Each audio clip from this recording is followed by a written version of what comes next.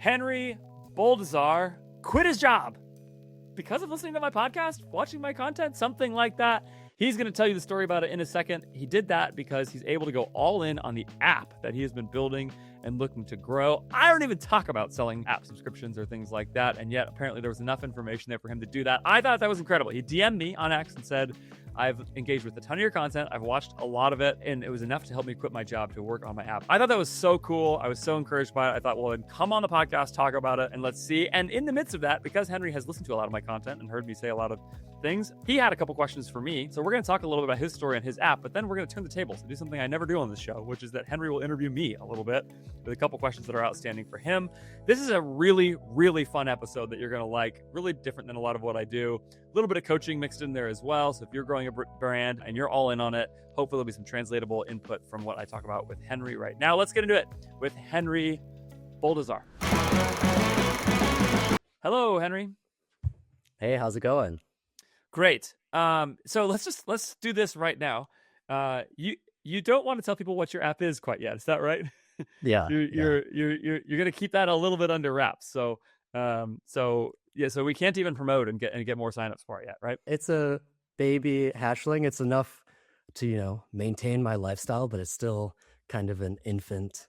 So, the barriers to entry are lowering and lowering. So gotta get a head start first. Yeah, no, I think that's perfectly reasonable, actually. And can you tell me a little bit about just like anything you could tell me to give a sense of what the app is, the economics of it, things that will just like give people a sense of kind of what we're talking about, the category, anything to kind of get some context for it. And then I want to talk more about your story and all that. Yeah, it's a health and fitness app. Sort of, if you've heard of Cal AI, it's kind of Cal AI for a particular health niche. Okay, cool, great. And so you are trying to get signups, subs, subscriptions. It's subscriptions, yeah. Yeah, great. And I assume that is extremely high margin app subscriptions. Yes, yeah, very high margin. I mean, in terms of month zero, it's kind of closer to break even, but with the LTV, it being a subscription, pretty good. And the costs of running the business, fairly low.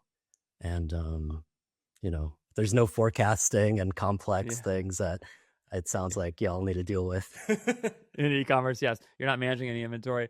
Yeah, well, this is fun. This is fun for me to think about immediately. I want to talk more about it, what you're doing, all that stuff. But you said to me that you quit your job, were able to go all in your app, in part because of things you learned from me. So what were you doing before?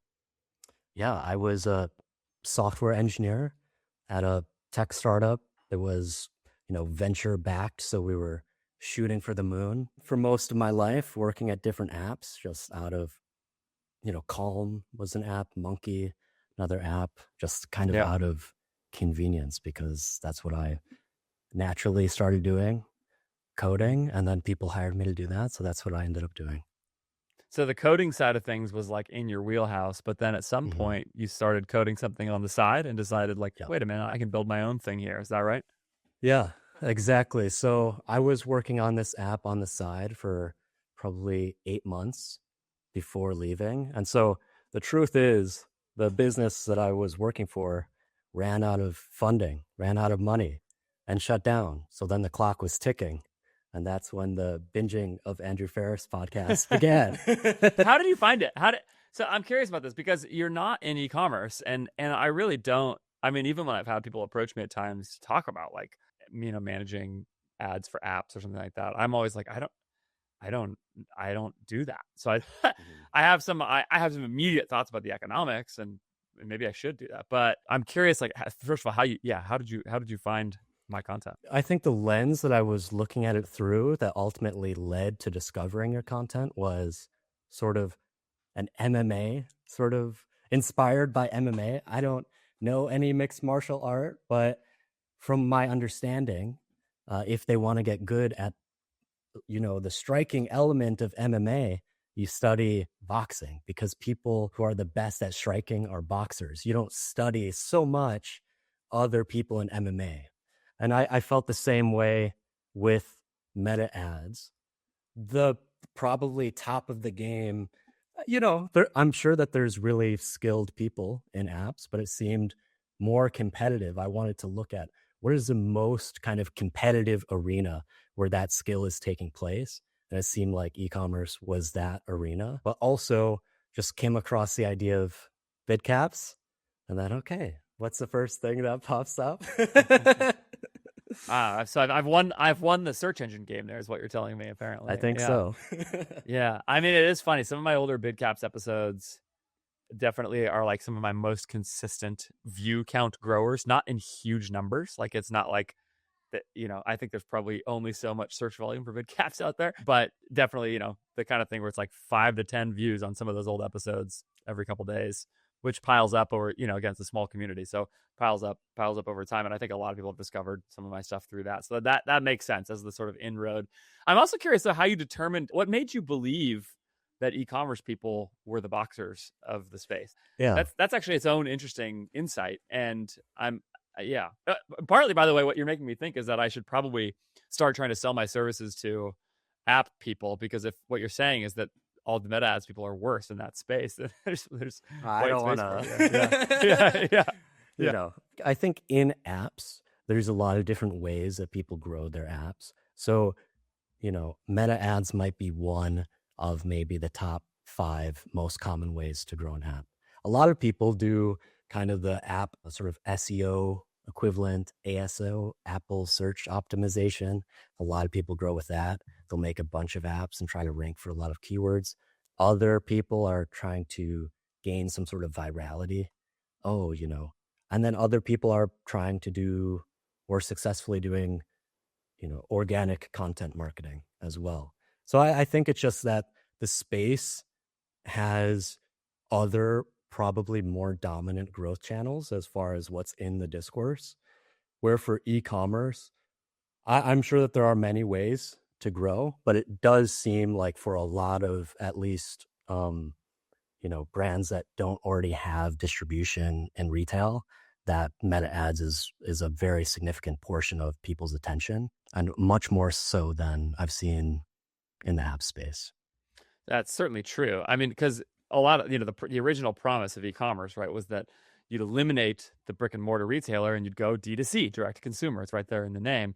But that actually did not happen. What happened instead is that the middleman moved from being Target to Zuck. And it's just, you just pay for the space differently.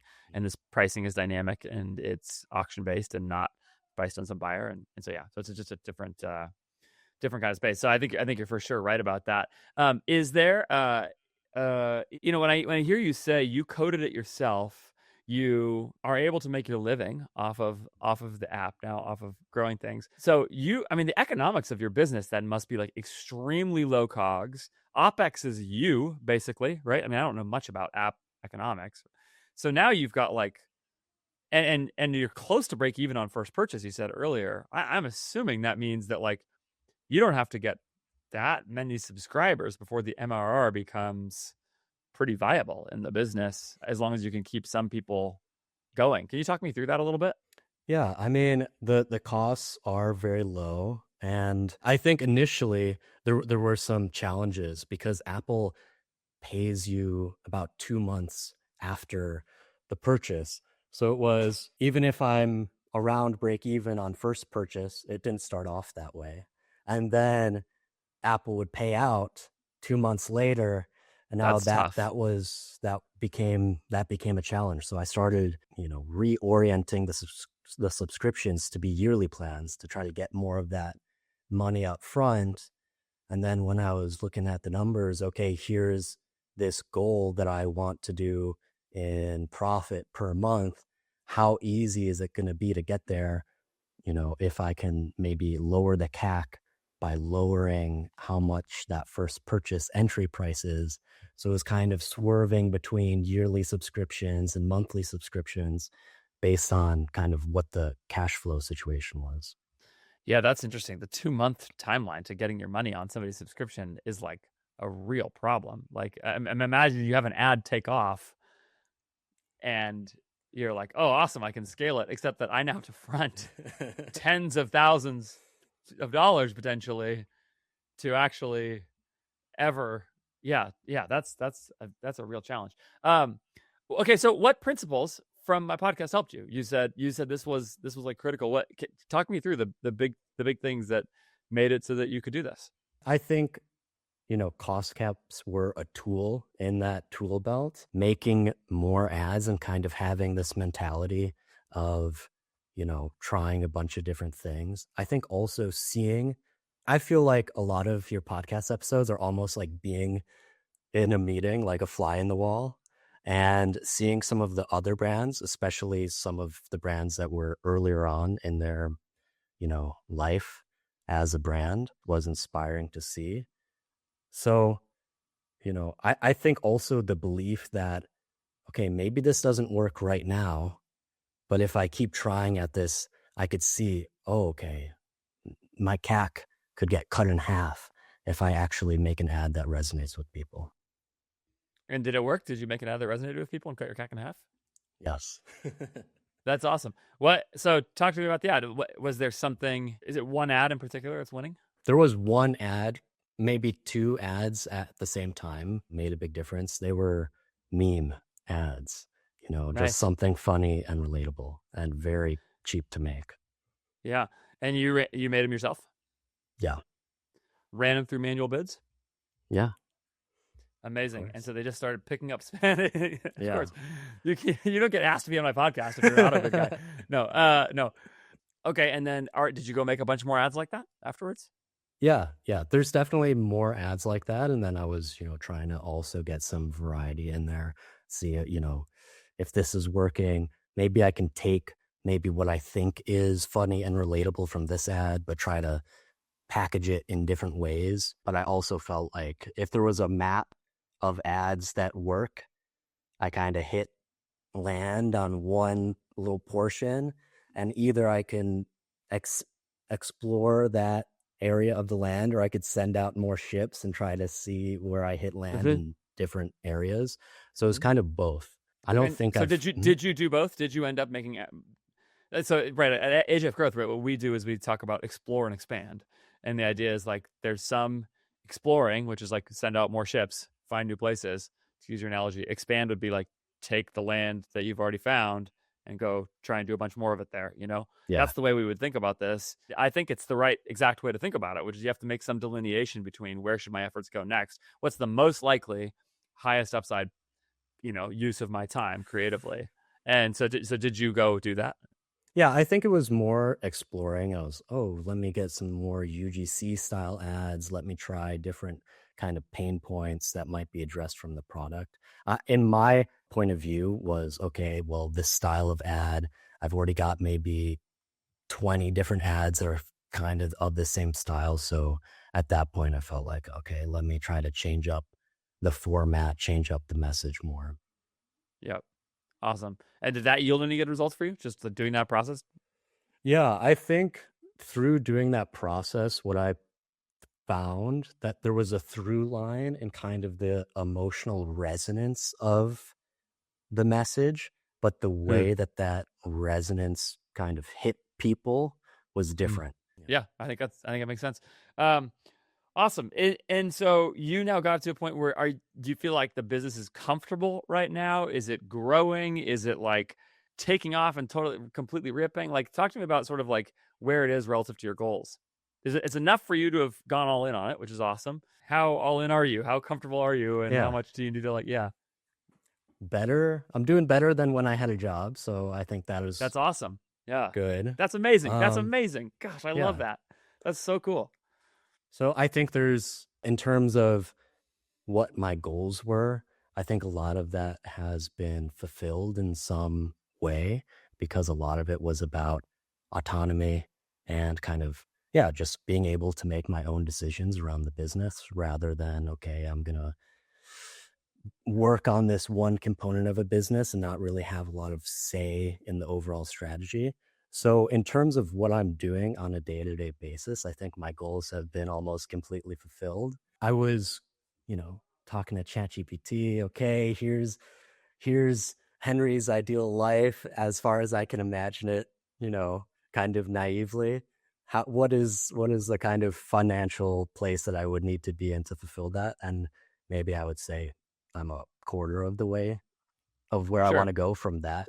Do you future think the app can goalposts. get you there? Is there enough Yeah, meat on that bone? Yeah. I think so. Yeah, that's awesome. So, okay, so this is like you're going to keep pushing in on this then. Now it's like you're making more money than you were before. You were writing code for a venture-backed startup, so you're probably doing fine before. I mean, that's amazing. That's awesome to hear. I'm like so encouraged to hear that my podcast was some help in that process. It's incredible. Have you hired anybody? I've got a few people part-time, nobody else full-time besides me right now. If you've got an e-commerce brand that is growing, make this the year that you get serious about making your OpEx lower as a percentage of revenue. And one of the tools in your toolkit for doing that should be RICHPANEL. RICHPANEL, if you switch from Gorgeous or from Zendesk over to RICHPANEL for your customer service help desk software, they guarantee you at least 30% savings. And on average, you see a 30% ticket reduction when you make that switch as well, which also means that you can make your team a little bit leaner.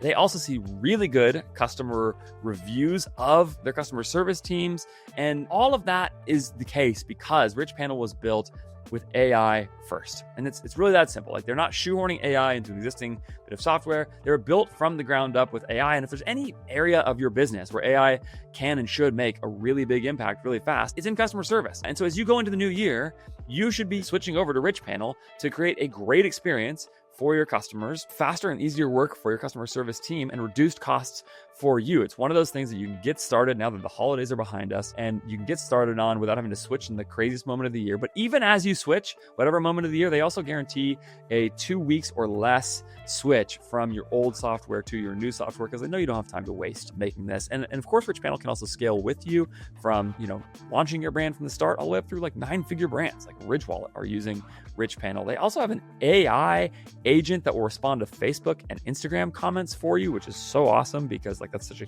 huge pain to handle. It's been a pain for as long as I've been in Facebook ads, and it's just a great solution to that problem. Again, large brands are using that tool and having the agent speak for them, write for them in public places because it really works. It's really, really good. Go check it out today. RichPanel.com is the place to do it. Multiple of my clients are using RICHPANEL. You should be using it too. RichPanel.com. Get started today. Let's talk about how you get there. How do you get to that next part? What are the questions that are burning that I could be some help with? And granting that I don't know anything about apps. So I don't even have an iPhone. So how about that? I have a Google phone. Well, I'm curious about, you've seen a lot of different businesses.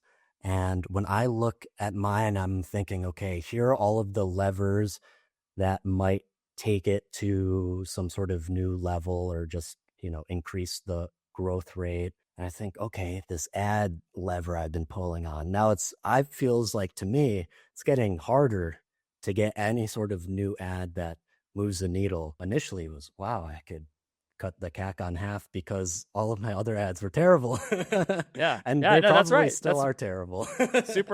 super normal experience. I think that almost everything about the business grows in larger chunks as a percentage more earlier. But if you think about it, right, like every time you go sort of clear the bar in your ad account, right? And you make a new ad that's your winning ad. Now you've set the bar higher to go clear it again. This is what Meta's amazing at. Meta's amazing at like getting the right ad, delivering the bulk of your budget. And so, it's going to be almost by definition, every time you have a win, now the next win at that scale is going to be harder. It's going to be hard you can't keep doubling for forever, or cutting it in half, as the case may be, for forever. It is going to now be like, okay, the next 20% is going to be a little harder to squeeze out for sure. And it takes a bunch more challenges. Now, some people are so good at that, I think, that they're able to keep pushing on that and squeezing it out and keep pushing on it pretty fast for a long time. But yeah, I think,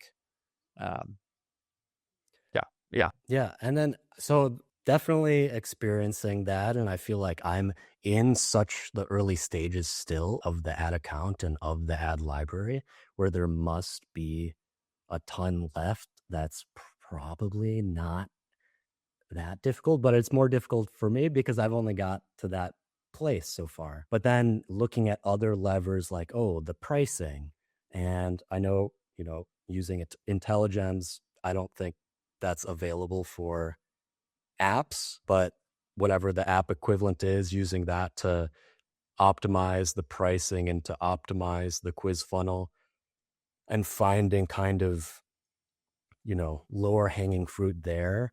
How influential do you think these other components are besides the ads, and where do you kind of go to first after you feel like, okay, the ad account is pretty mature? I think there's a real challenge and a real question for almost everybody at some stage, which is, are my next efforts, do they need to be tactics or what I would consider more like true strategies and true like bigger picture swings? Which one is likely to make a bigger impact faster on my business? And I think the question you have to assess for yourself is something like sort of demo flow type stuff. Like that stuff I think is, or just like like CRO basically, right? That stuff I think is an important question for you to figure out where it fits. And I really know nothing about that world on the app side of things. I'm sure there are tools that you can use for this. I'm sure, but if that's the best use of your time versus thinking about like, do you need to go get influencers in your space? Do you need to think about overhauling the brand or the visual design or something? Like, do you need to add features that are really important to people? And is that where your brain needs to go? Sort of more true product level type things. I think these are the kinds of questions. Maybe there's a way for you to add a membership tier that makes every customer more valuable to you. But, I don't know. Those are as far as where to put your effort next, you're in a challenging spot. And you also need to sort of assess what would happen if you sort of began to spin up an ops team whose job it was to treat your ad account the same way that an e-com business would, which is like put a huge amount of time and effort and production quality, again, product seeding, like all of these different things, like, how much of that stuff do you need to go do next as the actual next way to do it? And it's hard for me to answer that question without looking really carefully and closely at your business. You think about where I would go put things next. And I would also discount my own input there because, again, I think in the app space, it just is a little different than e-commerce. But I think that's the question you got to ask yourself is like, judging as best as you can tell, what bet do you want to make next? With the recognition that there are some things that are going to be uniquely beneficial about your category that I think are worth thinking about. One of them is you can give the app for free to anybody anytime. And so the product seeding costs for influencers or something like that is just almost nothing, right? Like it's extremely beneficial. So that, and you don't even have to mail it. It's just so much less work to do. So that's like a thing that I would think about is there a way for you to generate sort of more awareness, more buzz, and then also more content from influencers by essentially doing product seeding? That feels like a possibility to me, particularly if you're like in a more niche health and wellness space. Are there people who can like represent that kind of thing? Same thing with like creators. Can you get people to make that kind of content for you? This is certainly the way an e-commerce business would think about this, which is like, how do I go, if I hear you saying you've got a few part-time people, but mostly you're doing the ads yourself. I was like, well, what happens if you put like a larger investment into the production side and start doing this? A lot of people in e-com would go get a creative agency and like go really hammer away at this. Like, now, I just don't know how much meat is on that bone in the app world relative to e-commerce. Like, I don't know. Are there ways that your product applies to different kinds of customers that is unique, or is it like really like there's just one main thing it does for one subset of customers, and you just got to find clever ways to say that? In that case, I probably wouldn't spend all my time there, and then instead I would think more about like, all right, is there channel expansion to be done at the media channel level? Like, should I be trying to advertise on AppLovin or Axon or whatever? Like, is there a Google Ads approach that it could be really valuable as there's search data around this? So yeah, it just depends a little bit. Like how broad is it? How versus how narrow the niche is? How much is the message really just one thing all the time? How much should you think about trying to save costs in there versus really like build up a production machine that's going to blow it out? And then yeah, things like CRO tactics and stuff like that. Like I think that's sort of its own question. I'm sure it matters. I just don't know in apps. If you were to generalize, do you see different sort of phases? I know that it depends on, okay, how many sorts of different sort of sub niches or sub audiences of a product that it might have. But do you notice, okay, here's maybe phase one of an ad account is it's got no real ad that's remotely working in any way.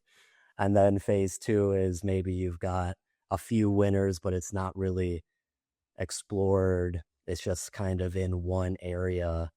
Do you notice any sort of patterns in the level of maturity of? I don't know if maturity. No, that's is right. Right. I mean, certainly what we do as an agency, when somebody reaches out to me and says we want to work with you, and I audit their ad account, I do a bunch of like technical media buying stuff, and I think about forecasting the business and thinking in those ways. Like, and that's another question I would ask you is like, I mean, it would be interesting to do some financial forecasting, like, what is the churn rate over what time period? It's almost like, actually, one question I have for you is, do you just need to ramp your spend? Because if you're break even or better on first purchase, but you've got material MRR, like if you've got a budget LTV with that's extremely high margin LTV, you just might be being too conservative. Like the brands that you need to go get advice from are like the supplement brands, basically, which is the closest thing that we have in e-commerce to app economics, high margin, extreme LTV. But I don't know exactly how extreme the LTV is for you. Like, is it a 3-month churn, or is it who knows? So that's another thing I would think about in this process. But at the actual ad account level, yeah, I think for sure we start looking at the economics, look at the media buying, use of manual bids, leveraging machine learning, all the kind of stuff that you hear me talk about all the time. And many people who come to me are just like bad on all that stuff, right? So that's like a quick thing. But then there's this question of like creative output. And it's really hard for me to tell from looking at ad account like how much creative has been put in. But if it looks to me like the creative that's working is like one or two angles, and it's just not obvious that like somebody has taken that message and really hammered out a bunch of different variations of ways of saying that message, or a bunch of different like new messages that I see right away is like, oh, everything is one message, but I think there's messages 3, 4, and 5 as well that could work, like then one of the things I will certainly say to people is you just need to expand your creative output. You need to get more aggressive on that. And that might not double your business again, but it might be a 20% growth or a 50% growth even. And maybe it will double it and that kind of thing. So for sure, there's phases in an ad account where you kind of continue to pile these things up, but it really does depend a little bit on, the question about sub niches versus not and all that. And I definitely want to see lots of ads spending, so you're not over leveraged on one ad too much and that kind of thing. I don't know if that answers your question, but yeah. No, I think it does. And so one piece that you mentioned there was you want to see multiple ads spending. And in the app space, I think a conversation around bid caps is, oh, if you use bid caps, then all of your spend is going to go to one ad. Now, maybe there's, one or two ads that are more dominant, but I do feel okay. There's that. Doesn't feel like the case to me that it's just one ad. It's spread off. Yeah. Maybe there's 10 ads for me or more that are getting spend. I'm thinking, oh, this is confusing. Maybe they only have one good ad. Right. I don't know. I think that's probably more likely. People generalize from their experience about manual bids all the time. But one of the things I've come to the conclusion of recently is that manual bids are actually harder than people think. And so like it's just not that easy. And so, okay, if that's the case, then like people will say that, oh, it's all lower funnel and your spend dries up. Well, like, or you just set your cap at the wrong thing because it takes some economic thinking about it. It's just not at all obvious to me that a lot of those things people are saying about why manual bids won't work for X are actually true. I think it's mostly because people are doing them badly, and it's because it's hard. So yeah, whereas auto bids like are a lot more forgiving in this respect. You just you just put the budget there, and a bunch of different stuff spends and all that, And there's some sort of predictable ish level of growth where if profit isn't a main motivator and it's just okay, top line is able to, if it's an app and it has investors, maybe the profit isn't a huge concern. So you could manufacture that growth rate to be whatever you can spend for. Yeah, I would think especially in that world, if you've got, like you said, investors and different valuation components for the enterprise value and growth goals and MRR goal, they're just going to value that so differently than an e-commerce business for sure. So yeah, why is that why you think people are? I'm trying to think, because in my mind I think, okay, it should be cost controls and end of story. And you could add a couple more techniques on top, or you can have flexible ads on top, or you could have the target ROAS as part of that mix to enhance it. But at the end of the day, this is, in my mind, okay, this is the correct answer, and now I just want to move on and figure out how to make better ad creative. Why? So I'm trying to think, what is a good reason to do highest volume or lowest cost? Maybe it is here's some sort of business, the pressure due to how it's financed or how much cash flow it needs. As Andrew Yeah, Ferris, do you think, okay, in this instance, I would actually go lowest cost? I would in some instances. The instance would be any businesses where I actually had a more like a really particular fixed budget.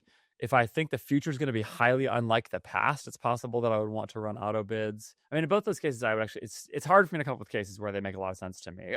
Because at the end of the day, almost everybody has some CAC target at which they would rather pocket the money than spend it.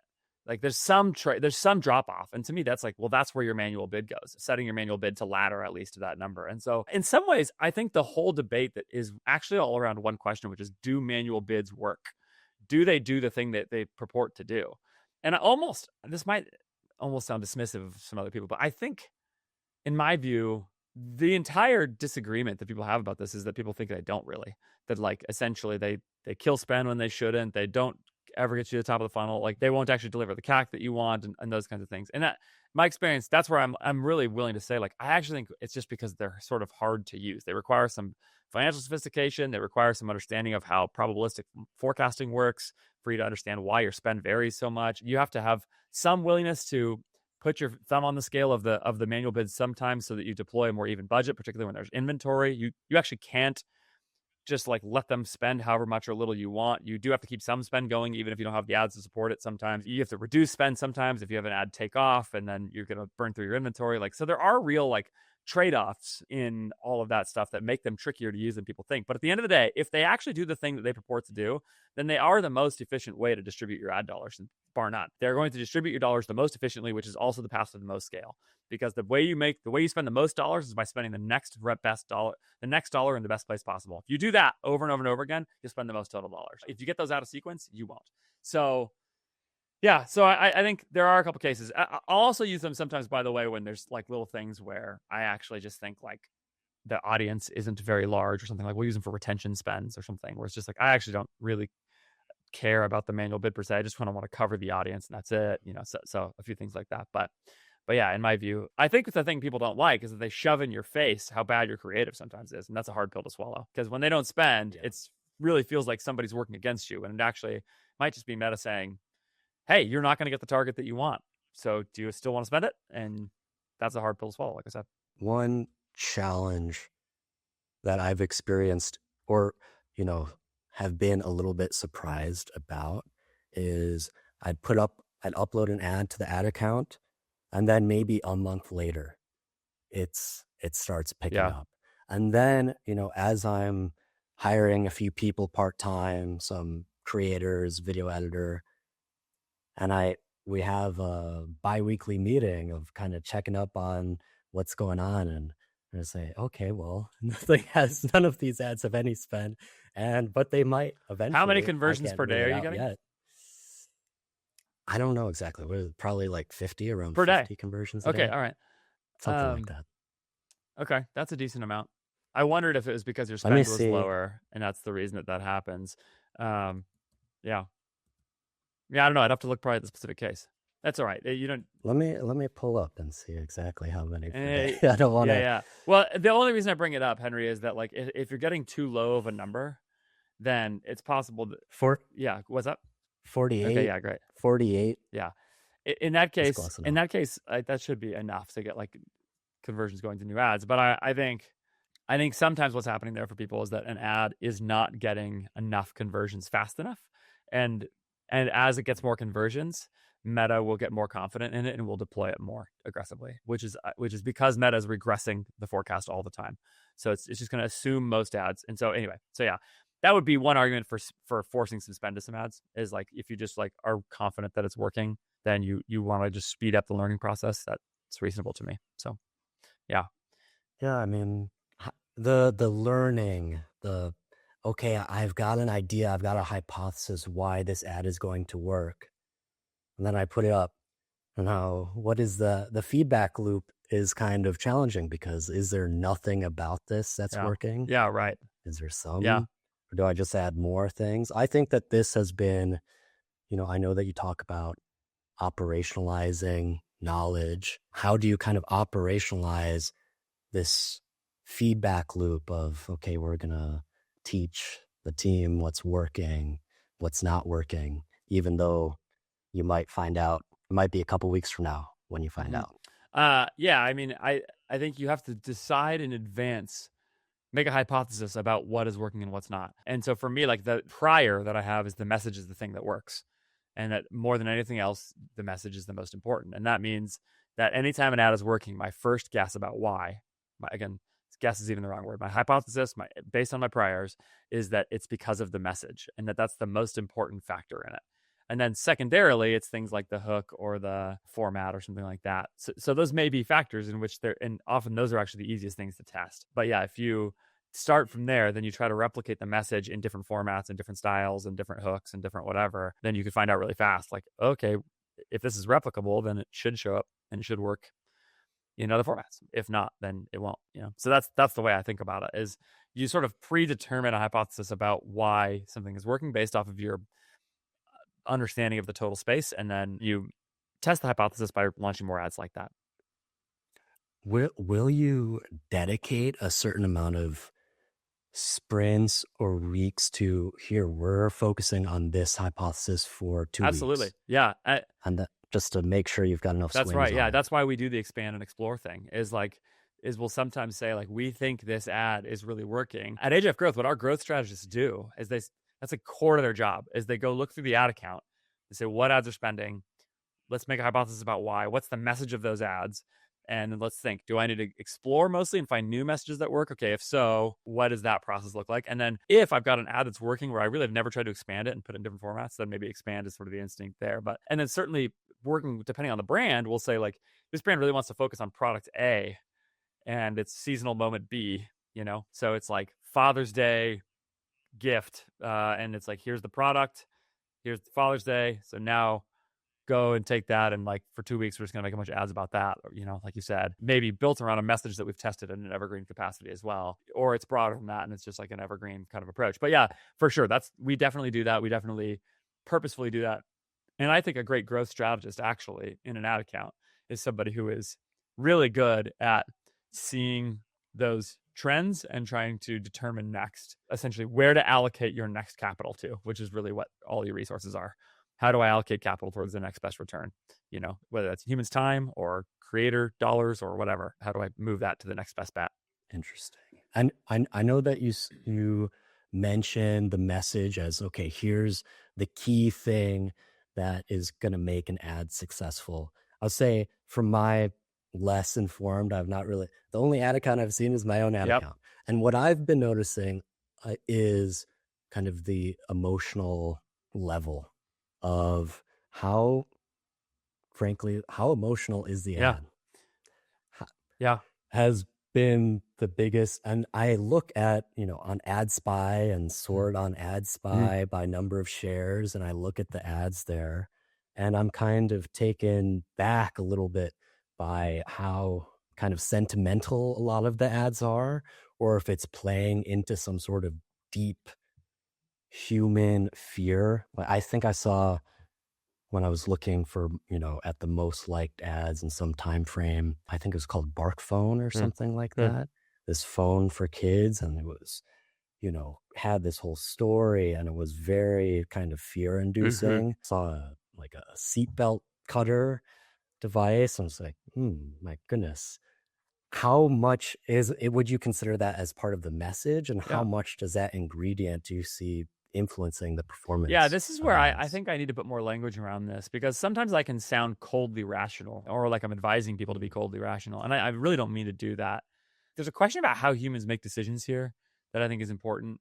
And I would say, and I think Plato agrees with me, that something in our desires and our emotions is the like core driver of our will, like essentially our actual actions, and that you can only manage your actions through your desires. And so now I think Plato would say also that the virtuous person governs their desires via their rational mind as well, and that the real way you get your actions in order. I haven't read Plato for a long time, but this is what I. There's a chair. Is it the chariot analogy? Is that Plato or is I don't that remember. Aristotle? I don't And I've never remember. read Aristotle. There's But like yeah. the two Yeah. horses. Well, yeah. I mean, Yeah. in the Anyways. Republic, the idea is that like the Republic, which is like I think a metaphor for the human self, is like governed by the philosopher Mm. kings, but the auxiliaries are like the, sort of go between police or whatever that sort of then govern the actions of the sort of broad people or something.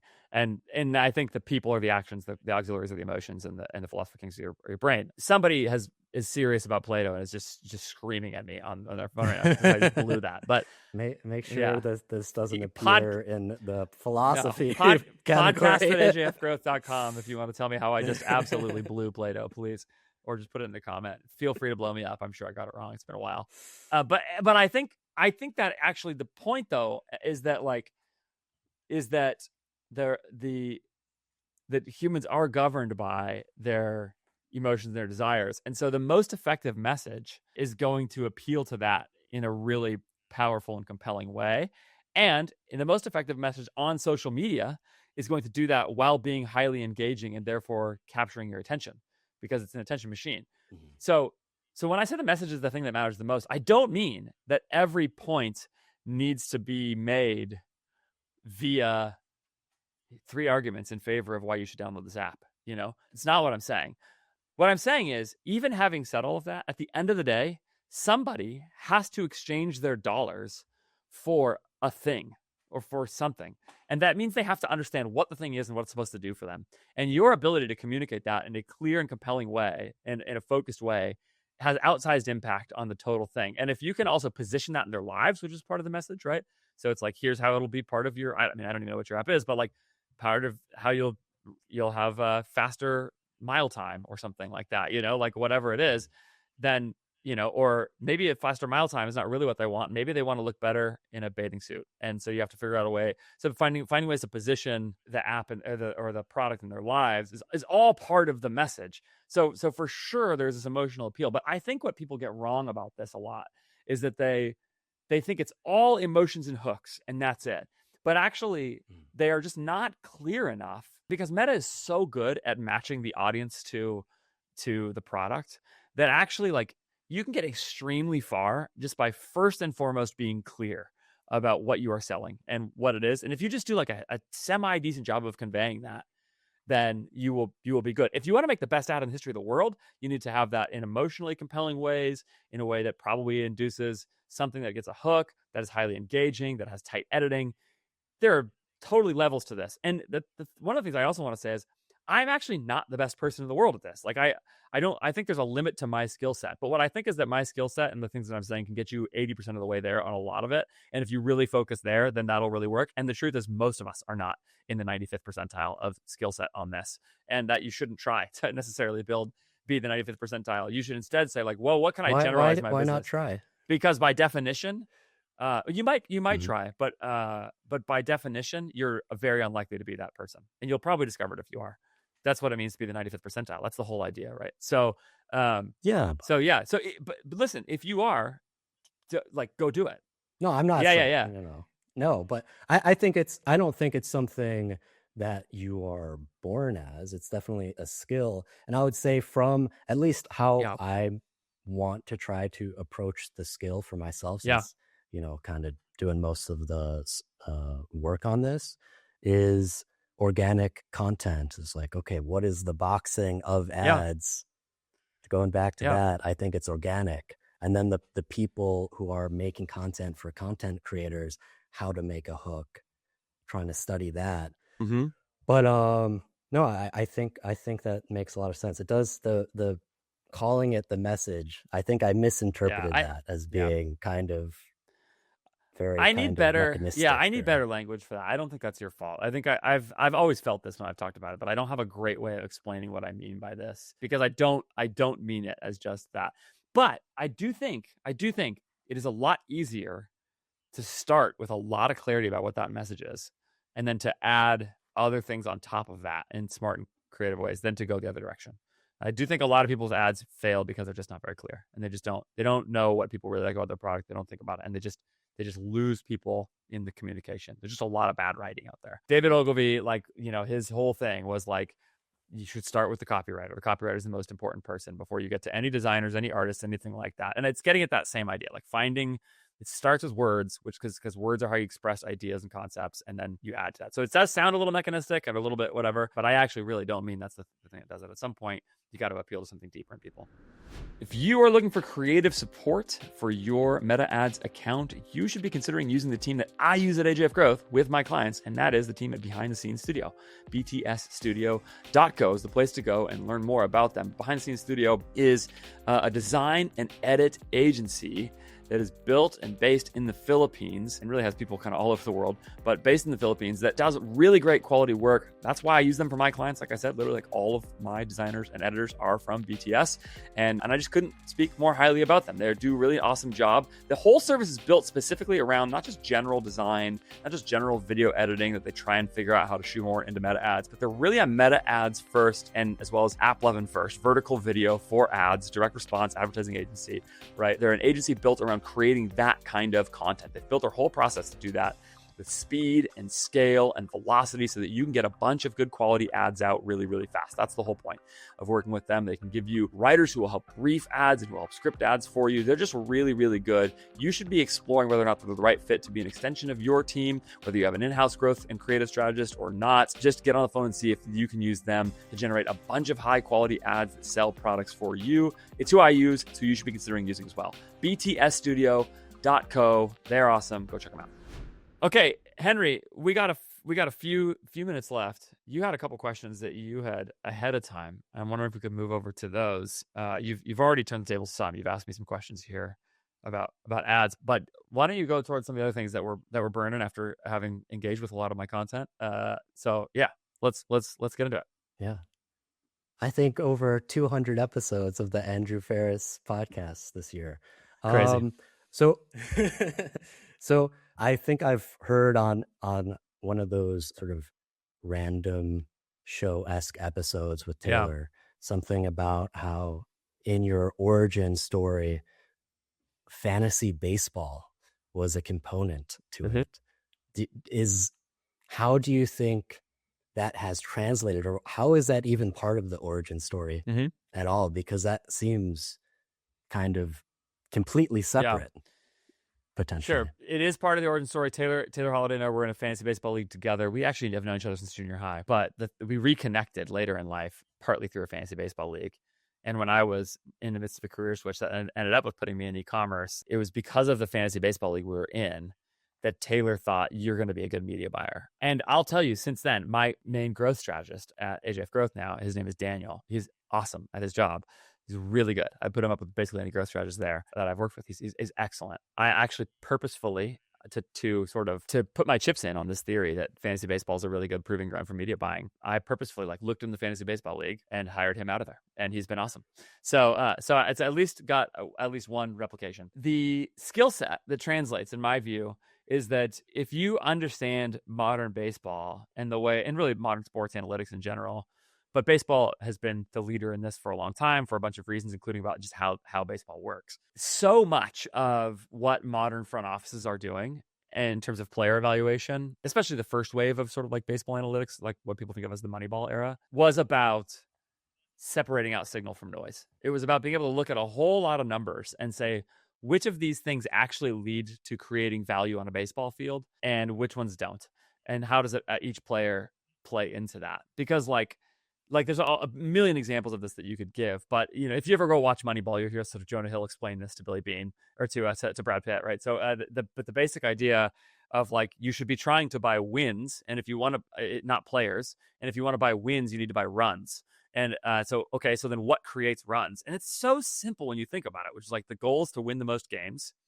And if I need to win the most games, that means I need to score the most runs and give up the least runs. So you've got these very large data sets.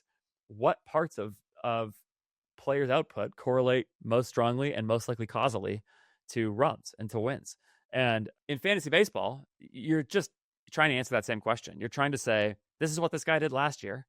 How likely is he to do it next year? And how much am I willing to allocate in salary or whatever to that? And that ability to look through a large data set and go and say, here's what is actually important and here's what's not in terms of predicting future outcomes. And here's how I should think about this issue. That is so much of what like good statistical thinking is in general at the level of both the business and e-commerce and at the level of media buying as well. So for me, that's the whole thing. It's like if you can show some demonstrable skill in doing that, and this is different than fantasy football. Fantasy football is too noisy. Because there's not enough games. Head-to-head scoring formats are also really noisy because you can win just with like accidental strength of schedule advantages and weird timing things.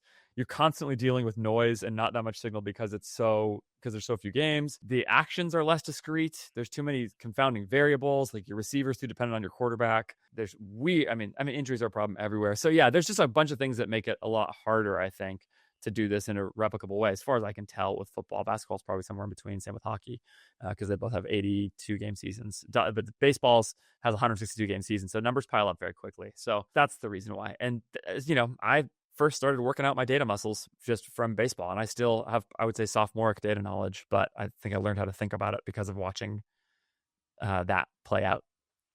Is that how the fantasy baseball community approaches fantasy baseball? They look at it in a very stats-oriented way? Depends how good they are. Certainly more now. Like when I started in e-commerce 11 years ago, there was still less adoption of modern statistics, in baseball. And still, I would say most baseball fans are annoyed at people like me who are like, well, actually, he's not really that good. Like, I try not to be that guy whenever possible, except with one particular friend of mine who I try to do it with all the time because it's fun to annoy him. But certainly good fantasy players, yeah, they're extremely dialed into, pitch level metrics. Like this guy's slider has this movement profile, and therefore he's more likely to be good if he starts throwing his slider more. Like it's very detailed, yeah, and good players are doing that, yeah. And then there's a game system too, where it's like, okay, how do I allocate a certain amount of budget within a salary cap system or something to solving these things? And there's another element of that where it's beyond player evaluation. There's like game evaluation and understanding scoring systems and stuff. So, but that ability, it doesn't have to be fantasy baseball. It's just where I came from. That ability to think through how numbers ladder towards outcomes, I think, is the critical thing. Do you think risk assessment is at all Absolutely part of that? Yeah, and I think probably that's something missing from fantasy baseball. And I do think e-commerce people, I just think most humans are very bad at risk assessment, including me, I would say. It's really hard to do well. Yeah, it's something I think that people ought to think more carefully about. Like a really simple example of this is like thinking about expected values. That notion of what's the expected return on some kind of thing is interesting. It would be interesting to do this with your app. Let's just say, what is the actual expected value on an ad dollar right now? And if the return on invested capital with that net of everything is like 80% in a year or something, you should absolutely be spending more money. But almost nobody does the calculation that way. And so, yeah. It's hard to tell how much more volume exists with a higher bid cap. Yeah. I think Google has some sort of calculator you could type in, okay, and here's an estimate of more volume. But is there anything like that for me? Yeah, it's an incrementality study. I see something that pops. Yeah, okay. It's a pulse up incrementality study. So because the thing you're getting at is like the question of marginal frontier. Like it's like, if I spend more money on this ad, am I just going to spend down my average because my next dollar is just going to be drastically less efficient, marginal, just much more marginally inefficient, right, than the last ones? Because this is another thing people get wrong all the time, which is like, if you have a 2-to-1 ROAS in your ad account, let's say, then that's an average. But if that's the average ROAS you have, which by definition means that some material portion of your spend is lower than 2-to-1, and therefore possibly you don't want to be spending that money. If 2-to-1 is what makes you profitable, then you probably ought to be spending at like a 2.3-to-1.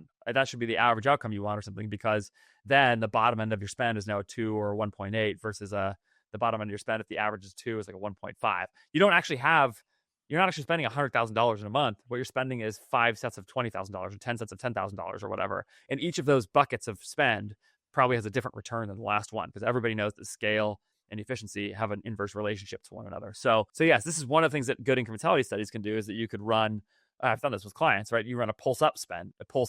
So you've got two geos where it's like, okay, in these states we're going to spend $1,000 a day, in these states we're going to spend $1,500 a day, and we're going to see the impact of that extra $500 per day on this set of states.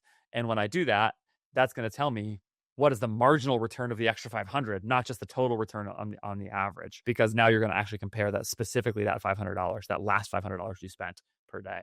So that's the way you would do it. Now, this is where a bid cap is a really nice tool, though, by the way, is that a bid cap is a threshold, not an average. And so theoretically, when you go up in threshold there, you're not necessarily just spending down your marginal amount, especially if you see more volume come through. You're actually just saying like, okay, I'm willing to push the top end of my CAC a little higher, but I'm going to get so much more volume, and I'm seeing the volume come up with it because I'm not just like letting dynamic bidding blend down my average. So yeah. And is doing that incrementality test, what did you call it? Incrementality test, the pulse up test, yeah.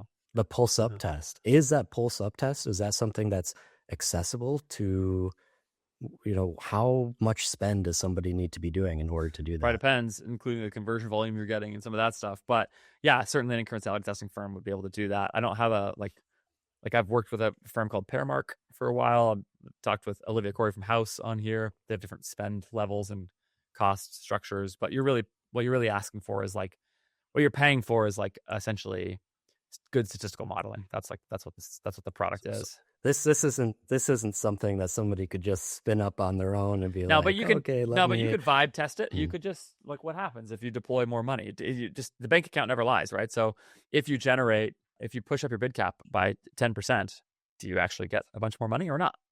That's the way to test it. And so would you say a practical implementation of that is, go in and see, okay, here's every week increase the bid cap by this much and then check. But how long do you need to run it at that bid cap to see? Is this some sort of noise that's happening? Is this enough data? You'll see if you raise your bid cap, you'll see if you're getting more spend or not, and you'll see what the return is. You should be able to tell what the revenue is for sure. Yeah, and you can even do some little simple back of the napkin analysis where it's like, I don't know, I spent $1,000 more a day. I generated over the next 30 days $1,500 more. Okay, so then that marginal 1,000 was producing a marginal 1,500, something like that. And you could just sort of compare it that way. It's a bit like what some of us do with Amazon, where it's like we increased our meta spend and suddenly our Amazon revenue went up. Well, how much did we increase our spend? How much did our Amazon revenue go up? The relationship between those two things is essentially like a halo effect ROAS, because you can't actually see it in reporting, but that's the idea. Got it. Interesting. Yeah. Well, in the on a slightly different, I don't know how much time you have. I got a few more minutes. Yeah, we're good. All right. On the risk topic, I think what was kind of what I was trying to assess the risk of when deciding to stick on working on this app rather than, working full time again was, is there desirability, is there feasibility, and is there viability? And so it was kind of this process of testing. Do people want this? Is it possible to make the thing that I think should exist? Is that even feasible? And then, can it make money, or are people willing to pay for it? And I wonder, I don't know if this relates to how you view fantasy baseball. I don't play, but if risk is a component to it, how often can you look at something and say, okay, maybe I can break this apart, and then, okay, maybe I've got this hypothesis on this message that's going to work. Do you kind of de-risk it in a way by starting out with a lower, like production value ad? Risk, I mean, in this case, risk is because you consider on two.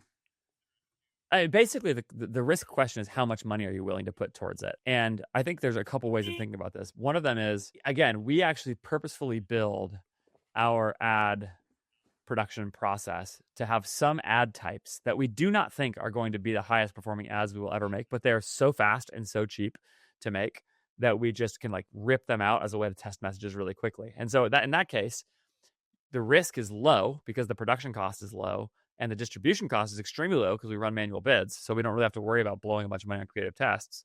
And so therefore that allows us to go and say, okay, we can make a high volume of ads and see what works. And I think that is one way to think about it for sure for risk assessment is like, is there a way to reduce the dollar amount that you have? And certainly this becomes especially true if you think about an e-commerce brand with like inventory buying or something. Like you have to, if you're doing a seasonal, imagine you're an apparel brand doing a seasonal product drop.